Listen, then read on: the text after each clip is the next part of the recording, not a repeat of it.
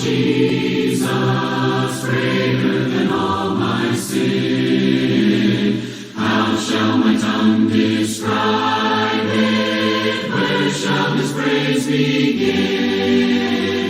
Taking away my burden, setting my spirit free. For the wonderful grace of Jesus reaches me. Este día estamos comenzando con una pequeña serie sobre algunos temas básicos que considero que debemos siempre estar refrescando.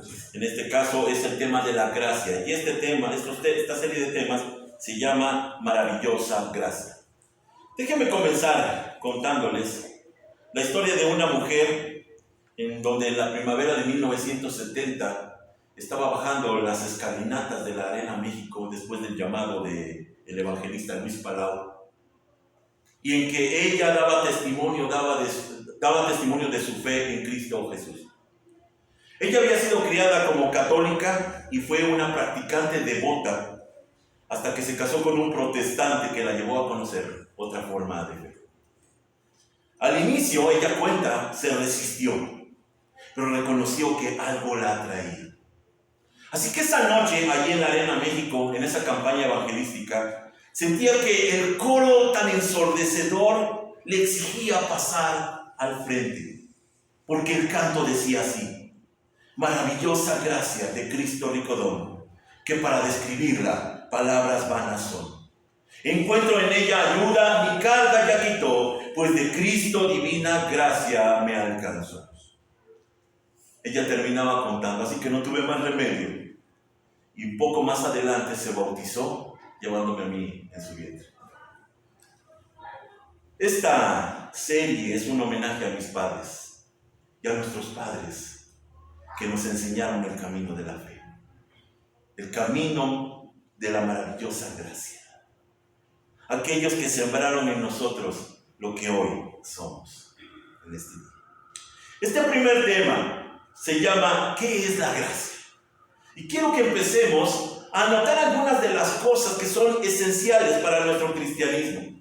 Primero comenzaré por definir la gracia y me voy a basar en Romanos capítulo 4, versículos 4 al 5, en donde el apóstol Pablo dice, el apóstol de la gracia, él dice: cuando la gente trabaja, el salario que recibe no es un regalo, sino algo que se ha ganado. Pero la gente no es considerada justa por sus acciones, sino por su fe en Dios, quien perdona a los pecadores. Lo primero que tenemos que decir es que el principio de la gracia es recibir lo inmerecido. Así lo muestra el apóstol Pablo, así lo delata en su gran tratado a los romanos. Pero encontré una manera en donde pudiéramos parafrasear con una historia esto que acabamos de leer. Y encontré esto que les presento. Cuando una persona trabaja y recibe un pago, se llama salario. Cuando una persona compite con otra y recibe un trofeo, se llama premio. Cuando una persona es valorada por sus servicios y sus logros, se llama reconocimiento. Pero cuando una persona no es capaz de ganarse un salario, ni de ganar un premio, y no merece un reconocimiento y sin embargo disfruta de lo que no fue su paga, su premio o su reconocimiento, se llama gracia. Eso es algo que no merecíamos de ninguna forma. Hoy lo que el mundo debería de celebrar es la gracia de Jesucristo, la gracia de Dios. Y es que aunque no estemos conscientes, cuando estamos recibiendo cada día, cada rayo de luz, cada oportunidad de desarrollarnos, cada alimento, en todo el mundo se está desarrollando la gracia de Dios. Y aunque pensemos que es por nuestro esfuerzo, por nuestro trabajo, la realidad es que todo viene como un regalo inmerecido de parte de Dios. Solamente los que han abierto sus ojos a la luz de Cristo reconocen esto. Viene directamente de Dios, pero no me lo gané yo. Utilizó mis manos, utilizó mi intelecto, pero la realidad es que todo viene de Él y es para Él. Aquí entonces empezamos a escanear un poco lo que significa o de dónde viene la idea de la gracia. Y voy a ir entonces al Antiguo Testamento, en donde el hebreo es gen, que significa o se traduce como bondad o favor.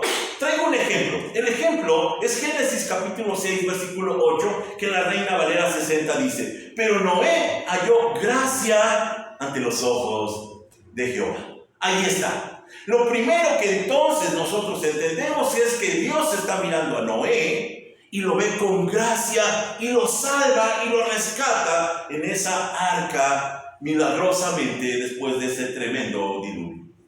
Otro concepto que utiliza el Antiguo Testamento es la palabra hebrea Gesed. Gesed, que significa piedad o misericordia. Ahora, aquí voy a basarme en Éxodo capítulo 20, versículo 6. Y si usted se acuerda, Éxodo 20 es lo que nosotros recordamos como los 10 mandamientos. Y allí hay una sentencia.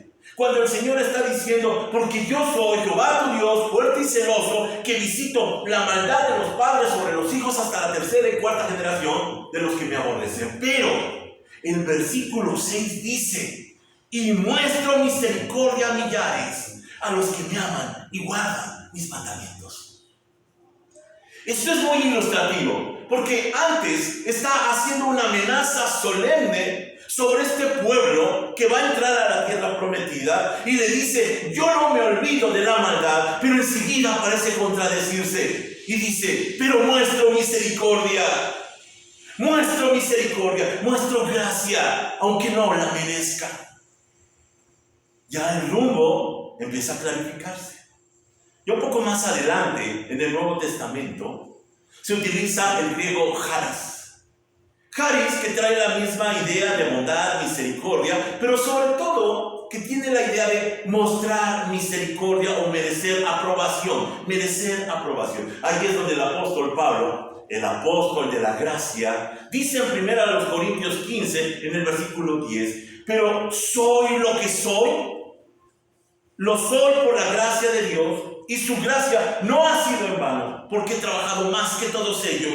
Si bien es cierto que no he sido yo, sino la gracia de Dios que ha obrado por medio de mí.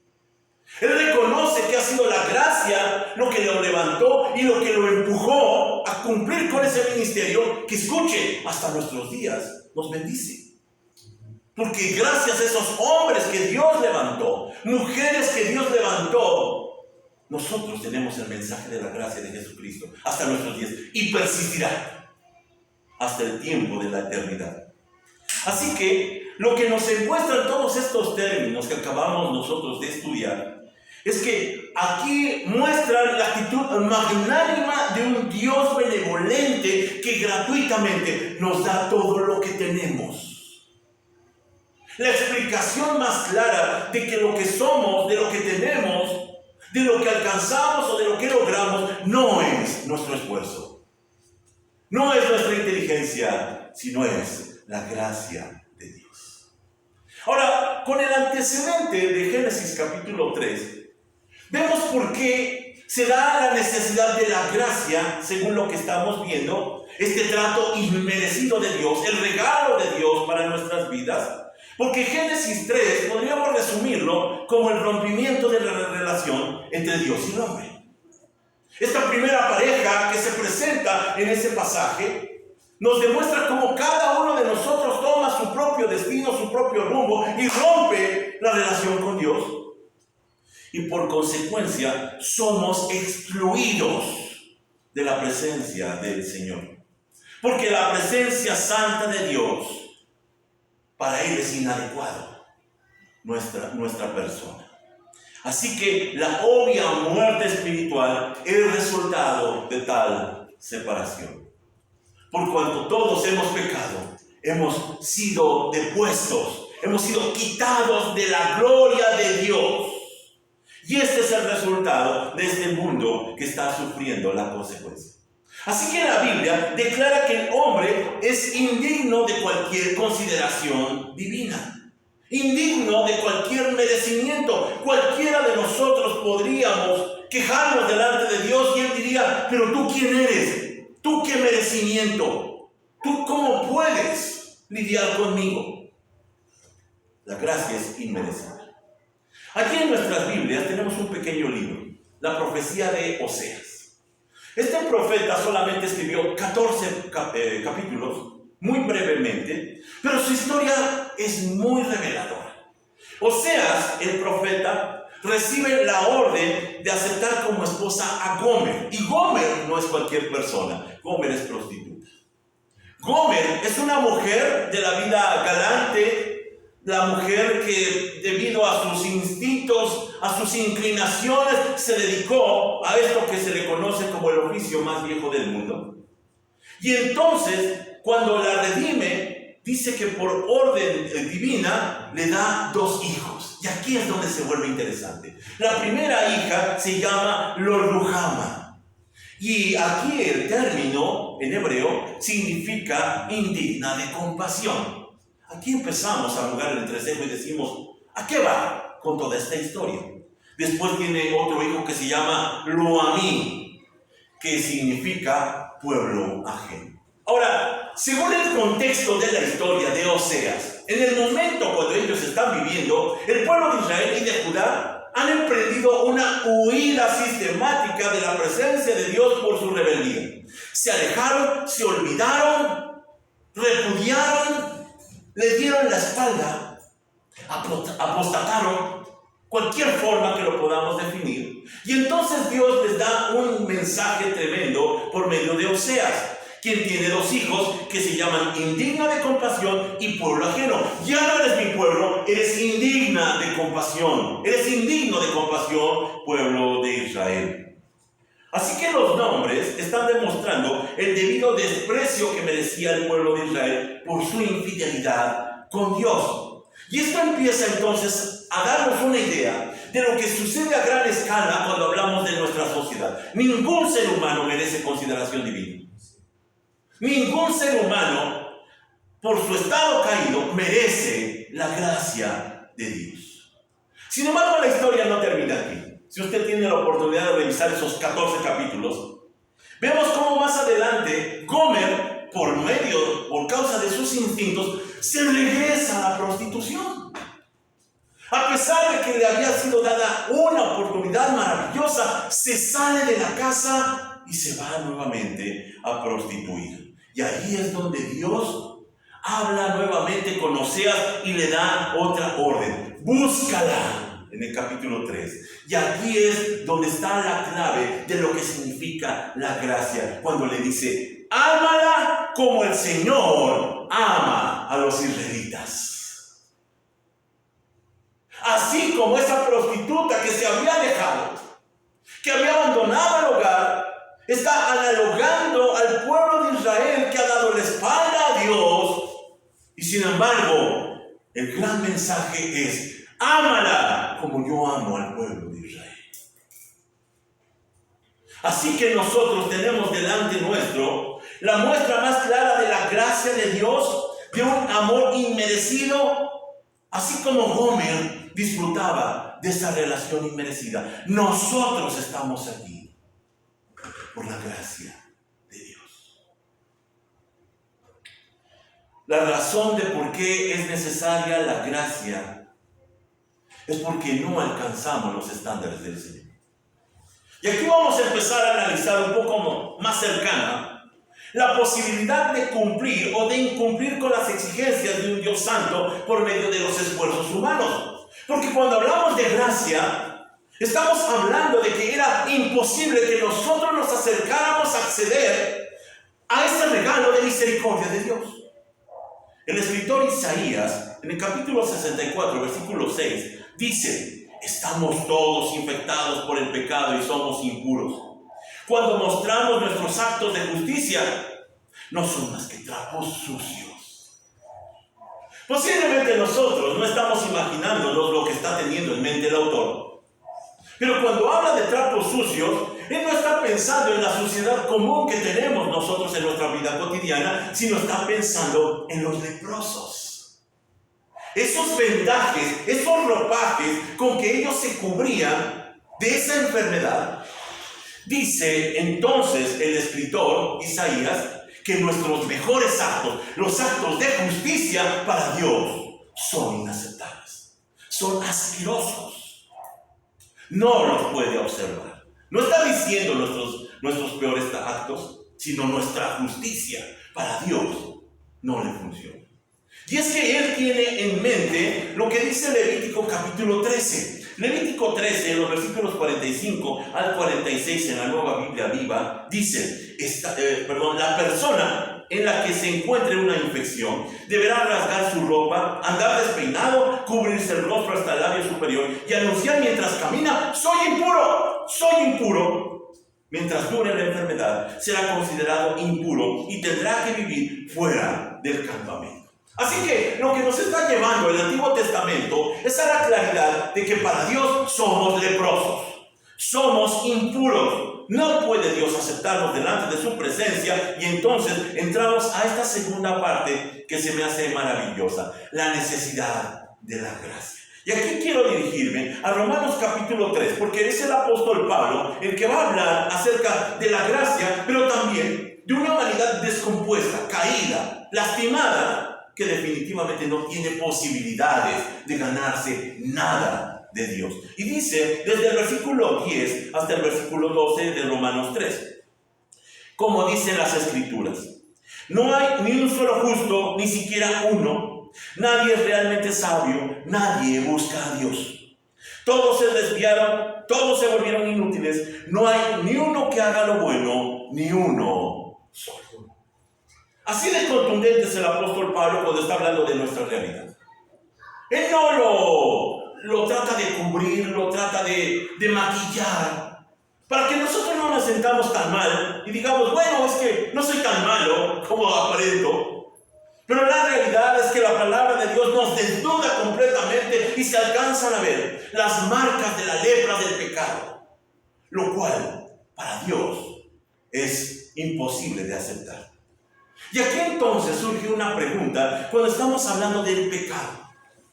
¿Qué es el pecado? O aún más, ¿qué es lo que Dios aborrece? ¿Aborrece lo que hacemos o aborrece lo que somos? Porque aquí el gran problema de la religiosidad es que vivimos pensando en moralidad. Vivimos pensando que todo depende de lo que hagamos, es como tenemos contento a Dios. Si asisto a la iglesia, Dios está feliz.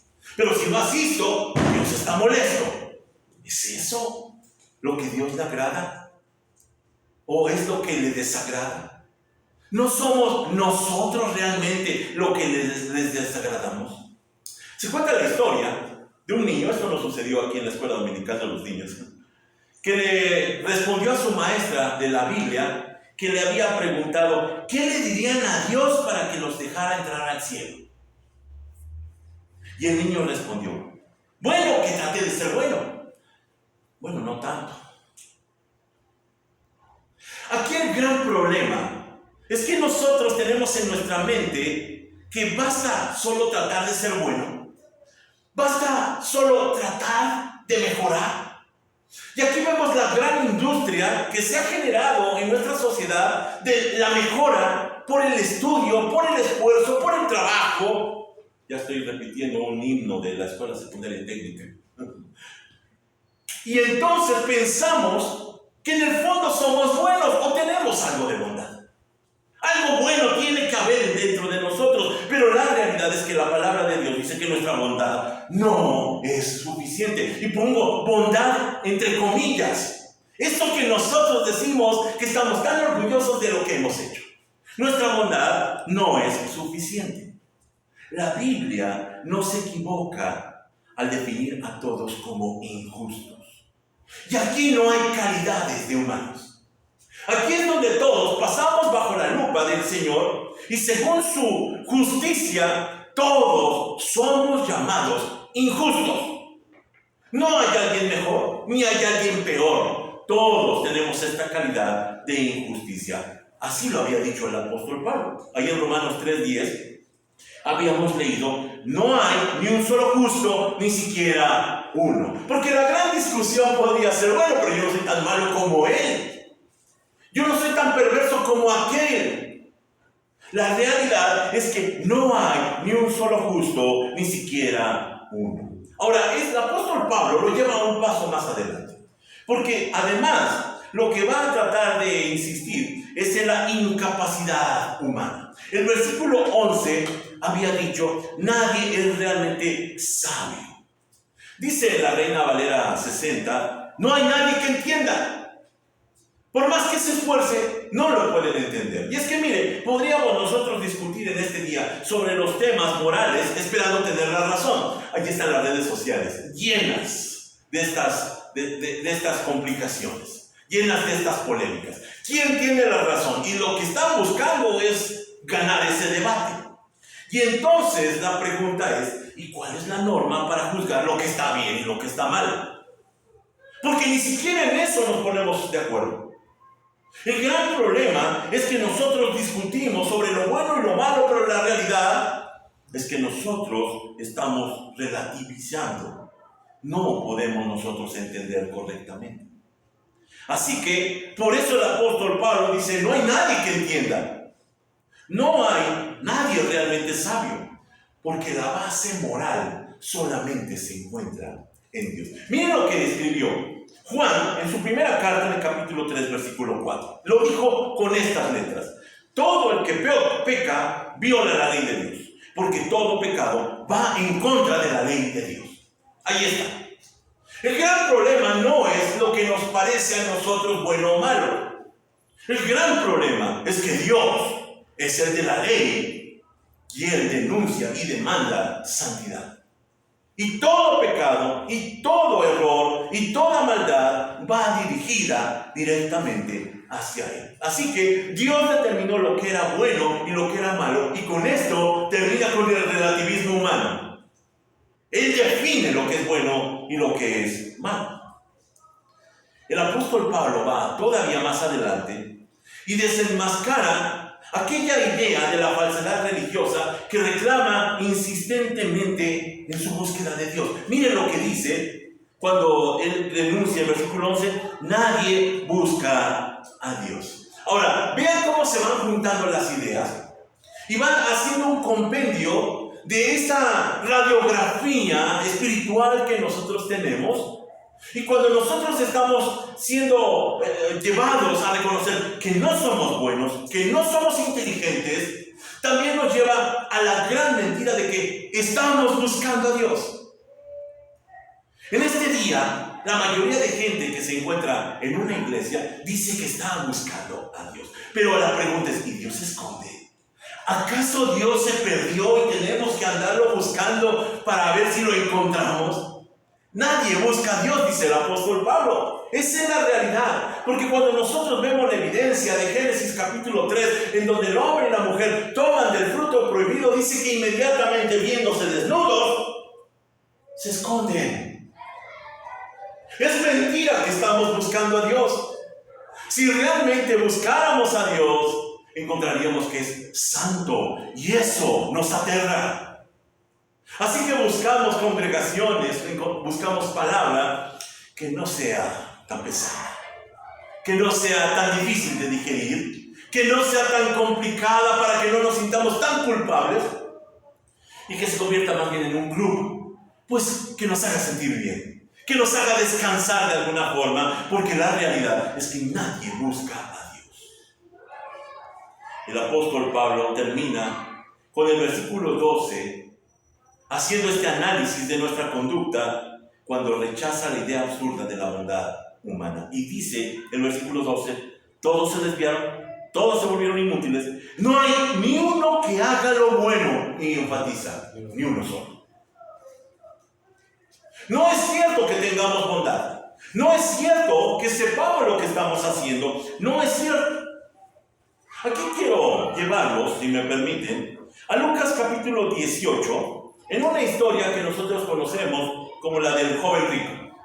No necesariamente era joven, pero bueno, así es definido. Lucas capítulo 18, los versículos 18 al 23 que me permito leer. Dice en la historia: cierta vez, un líder religioso le hizo a Jesús la siguiente pregunta: Maestro bueno, ¿qué debería hacer para heredar la vida eterna? ¿Por qué me llamas bueno?, le preguntó Jesús. Solo Dios es verdaderamente bueno. Pero para contestar a tu pregunta, tú conoces los mandamientos. No cometas adulterio, no cometas asesinato, no robes, no des falso testimonio, honra a tu padre y a tu madre. Y el hombre respondió: he obedecido todos esos mandamientos desde que era joven. Cuando Jesús oyó su respuesta, le dijo: hay una cosa que todavía no has hecho. Vende todas tus posesiones y entrega el dinero a los pobres, y tendrás tesoro en el cielo. Después ven y sígueme. Cuando el hombre oyó esto, se puso triste, porque era muy rico. La historia que nos presenta el Señor Jesús aplica justamente a lo que el apóstol Pablo estaba hablando. No es cierto nuestra pretensión de que somos buenos. No es cierto de que algo muy en el fondo de nuestro ser tendría que ser rescatable como para que Dios volviera a mirarnos y entonces se ve obligado a ofrecernos la gracia. No es verdad que tuviéramos alguna pequeñez en donde Dios pusiera sus ojos y dijera que somos dignos. No existe. Y cuando estamos viendo esta historia, aquí vemos el retrato de este hombre que piensa que por su bondad puede tener la vida eterna. Este hombre va al Señor precisamente para que lo declare como bueno. ¡Qué bien lo has hecho! Aquí hay algunas cosas que valen la pena observar. En primer lugar, este hombre no tenía idea de con quién hablar. Esto es claro. Posiblemente lo había seguido, lo había escuchado, no sabemos, pero le dice simplemente: maestro bueno. Lo considera simplemente pues algo útil, algo en donde puede sacar un provecho, pero no alguien que tenga la calidad de Dios. Ahí es donde el Señor Jesús lo reconviene y le dice: nadie es bueno sino solo Dios. Si soy bueno, entonces soy Dios. Pero él no lo reconoce. Él no lo va a aceptar de esta manera. Evidentemente, este rico no lo consideraba más importante. Pero enseguida el Señor accede. Y mire la misericordia de Dios. Accede ante su llamado, accede ante su pregunta. Y después de que le menciona los mandamientos, el hombre contesta sorprendentemente: todo lo he cumplido. Mire, no sé cómo llamarle a esto, pero creo que llega un momento en donde los seres humanos nos volvemos desfachatados, cínicos, sinvergüenzas. Todo lo he cumplido. Lo dice con un orgullo que parece que, oye, si es verdad, encontramos por fin dentro del pueblo de Israel alguien que se merezca la vida eterna, como para que en ese momento dijera el Señor Jesús: tienes razón, yo conozco tu corazón, he sabido cómo te esfuerzas, ¿sabes qué? Has heredado la vida eterna. Pero Dios conoce los corazones. El apóstol Pablo en Gálatas 3:11 dice lo siguiente. Parece como que le está contestando a este joven rico. Queda claro entonces que nadie puede hacerse justo ante Dios por tratar de cumplir la ley. Ojo, dice tratar, no dice cumplir la ley. Ya que las Escrituras dicen: es por medio de la fe que el justo tiene vida.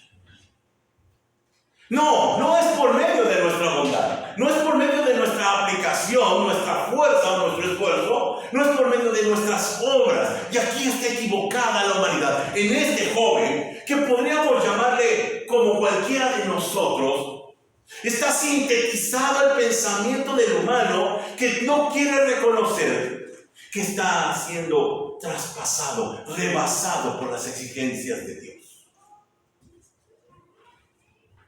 Y aquí entonces, como no entiende, según lo que había dicho el apóstol Pablo, no entiende, Jesús, para probarle su torpeza, lo invita a cumplir con el primer mandamiento.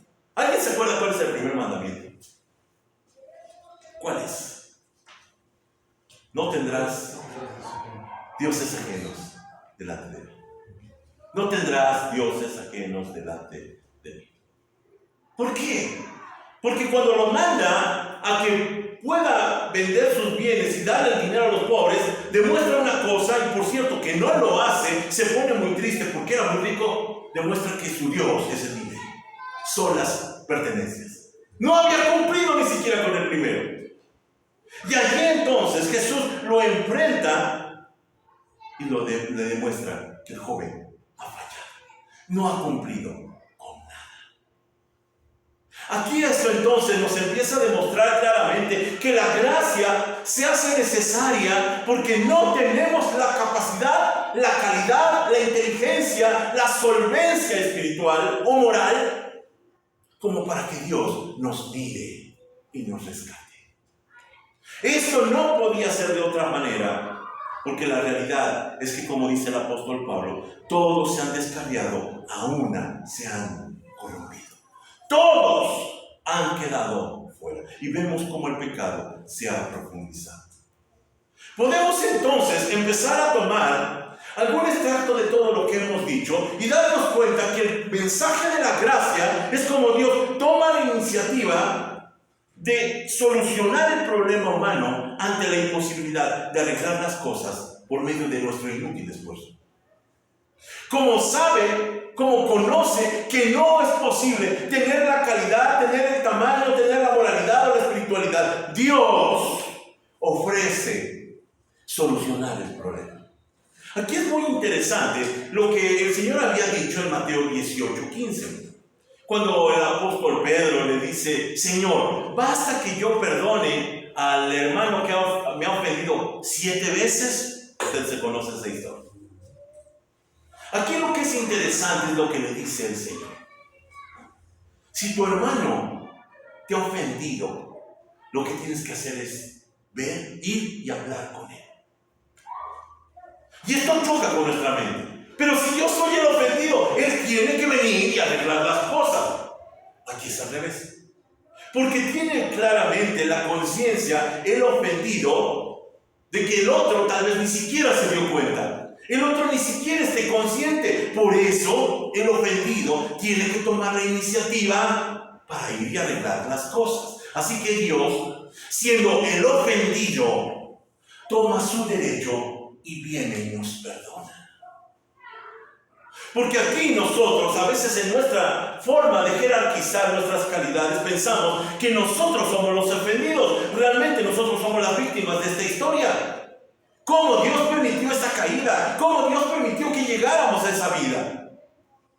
La realidad es que nosotros éramos los ofensores, somos los ofensores y necesitamos la gracia de Dios.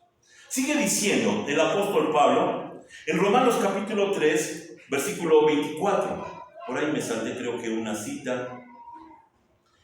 Romanos 3, versículo 24 al 26. Él dice: sin embargo, en su gracia, Dios gratuitamente nos hace justos a sus ojos por medio de Cristo Jesús, quien nos liberó del castigo de nuestros pecados. Pues Dios ofreció a Jesús como el sacrificio por el pecado. Las personas son declaradas justas a los ojos de Dios cuando creen que Jesús sacrificó su vida al derramar su sangre. Ese sacrificio muestra que Dios actuó con justicia cuando se contuvo y no castigó a los que pecaron en el pasado, porque miraba hacia el futuro y de ese modo los incluiría en lo que se llevaría a cabo en el tiempo presente. Dios hizo todo eso para demostrar su justicia, porque Él mismo es justo e imparcial y a los pecadores los hace justos a sus ojos cuando creen en Jesús. Así que lo que nosotros tenemos delante nuestro es la gracia de Dios, simplemente dándonos una oportunidad. Me voy a referir al pasaje que me había saltado. Romanos capítulo 3, versículos 13 al 18. Porque cuando el apóstol Pablo está haciendo el análisis de lo que somos, no de lo que hacemos, de lo que somos, termina describiendo de forma gráfica, hasta chocante, lo que dice desde el versículo 13 al 18 de Romanos 3. Lo que hablan es repugnante. Como el mal olor de una tumba abierta, su lengua está llena de mentiras, veneno de serpientes gotea de sus labios, su boca está llena de maldición y amargura, se apresuran a matar, siempre hay destrucción y sufrimiento en sus caminos, no saben dónde encontrar paz, no tienen temor de Dios en absoluto. Yo cada vez que leo este pasaje, tengo la sospecha que la mayoría de personas dice: ¡qué fea gente! ¿Cómo alguien puede llegar a esa calidad? ¿Cómo alguien puede comportarse de esa manera? ¡Qué fea gente! Estoy siguiendo un ministerio que se llama Jireh, está en el norte de nuestro país, con un ministerio que se llama la Patrulla Espiritual. ¿Quién sabe si lo han visto?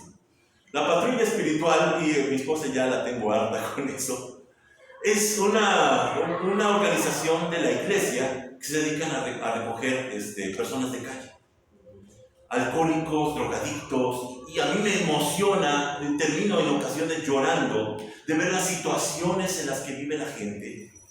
Y han causado una gran polémica porque todo lo graban, todo lo suben a las redes sociales para que el familiar que vea que están levantando a esa persona lo reconozca y entonces pueda contactarse.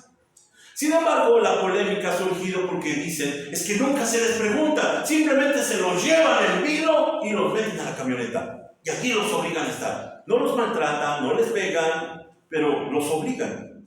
El argumento del hombre, el líder de este movimiento, es que ellos ya no tienen voluntad. Ellos dicen, la enfermedad los controla, ya no tienen voluntad. Aquí lo maravilloso es el resultado, los cambios gloriosos, después son reinsertados efectivamente en la sociedad, la familia recupera esposos, padres, hijos. Y es verdaderamente un testimonio tan grande. Ya creo que hay 3 ciudades en el norte y se está empezando a pensar en la posibilidad de ir hacia las demás partes del país. Yo cada vez que veo debajo de un puente digo, ya lo estaría levantando la patrulla espiritual. Aquí a lo que quiero ir es cuando vemos a ese despojo humano, al que no se ha bañado durante meses, al que no está cuerdo, aquel que se pasa viendo duendes y está fuera de sí, que está enloquecido. ¿Cómo llegó allí? Y muchos de nosotros subimos inmediatamente el cristal para evitar, si quiero leerlo, nos damos la vuelta y nunca nos ponemos a pensar en el potencial que tenemos para tener su misma historia. ¿Lo había pensado? Deje que Dios le suelte un poco de su gracia, de su conciencia, que usted se meta en un camino inadecuado e inmediatamente llegará hasta allí. Y esos son los que está describiendo el apóstol Pablo. Lo que hablan es repugnante. Es como si tuvieran una tumba dentro de su boca. Están depravados completamente. Ese es el potencial que tenemos. Eso es para lo que nos alcanza nuestra bondad. No tenemos oportunidad. Y por eso la gracia de Cristo llega e irrumpe en las vidas. Aunque no quieran, Dios salva. Dios rescata. Dios cambia las vidas. Maravillosa gracia. Volvemos a tener relación con Dios. En estos domingos siguientes vamos a seguir viendo estos temas. Y vamos a ver con detenimiento algunos aspectos como por ejemplo, ¿y qué implica la gracia en mi persona? ¿Qué es lo que cambia? Porque eso es lo que a veces no entendemos. Lo doy por hecho de que ya lo entiende cada uno de nosotros, pero no necesariamente. O hace falta revisar nuevamente la lección para entender realmente lo que hemos obtenido de parte de Dios. Valorarlo y poder vivir, y vivirlo de otra manera. Déjame concluir entonces con una historia ficticia. Antes de que pueda poner alguna queja, es una historia ficticia. Pero me parece que es bastante ilustrativa de lo que estamos diciendo. Se cuenta que un hombre murió y fue trasladado al cielo, y allí se encuentra a San Pedro. San Pedro, que lo está esperando a la entrada, y le dice al hombre, mira, así es como funciona esto. Tú necesitas 100 puntos para poder entrar al cielo, así que me vas a decir todas las obras que hiciste, obras buenas que hiciste, y yo te voy a asignar una cantidad de puntos por cada cosa, dependiendo de qué tan buena fue. Así que el hombre, animado, dice, bueno, empieza a relatar y dice, pues estuve casado con la misma mujer por 50 años y nunca le engañé ni siquiera con la mente. Pedro se sorprende y dice, magnífico, eso vale 3 puntos. 3 puntos, dice el otro. Bueno, a ver qué te parece. Dice, toda la vida asistí a la iglesia y la sostuve con mis diezmos, ofrendas y servicio. Maravilloso, dice Pedro. Eso tiene valor de un punto. Le lleva 4. Un punto. Entonces saca su mejor carta este hombre y dice, a ver qué te parece esto. Estuve trabajando entre los pobres de mi ciudad, dándoles de comer, ayudándolos, vistiéndolos, atendiéndolos. Y Pedro nuevamente vuelve a exclamar, fantástico, otros 2 puntos en tu favor. El hombre desesperado entonces exclama, 2 puntos. Si seguimos así, será solamente por la gracia de Dios que podré entrar al cielo. Y en ese momento Pedro dice, 100 puntos. Bienvenido. Entra al gozo de tu Señor. Necesitamos la gracia. Es algo que nosotros no podemos ganar. Es algo que en ocasiones dejamos de valorar lo suficiente. Es algo que transformó las vidas y que transformará las vidas. Pero es algo que no merecíamos. Hoy estamos en este lugar, escuchando esta palabra. Y pensamos, bueno, no estuvo tan mal el día. Sabe que muchos no tendrán esta oportunidad. Sabe que muchos, desafortunadamente, no tendrán este regalo que nosotros tenemos. ¿Qué tanto valoramos la maravillosa gracia? Que Dios permita que tengamos esta conciencia clara de lo que nosotros hemos recibido en Cristo Jesús. Padre, te agradecemos, porque entramos entonces a un momento, a los temas más básicos, elementales de la fe cristiana, de reconocer que no es por nosotros, sino es porque tú lo quisiste, Señor.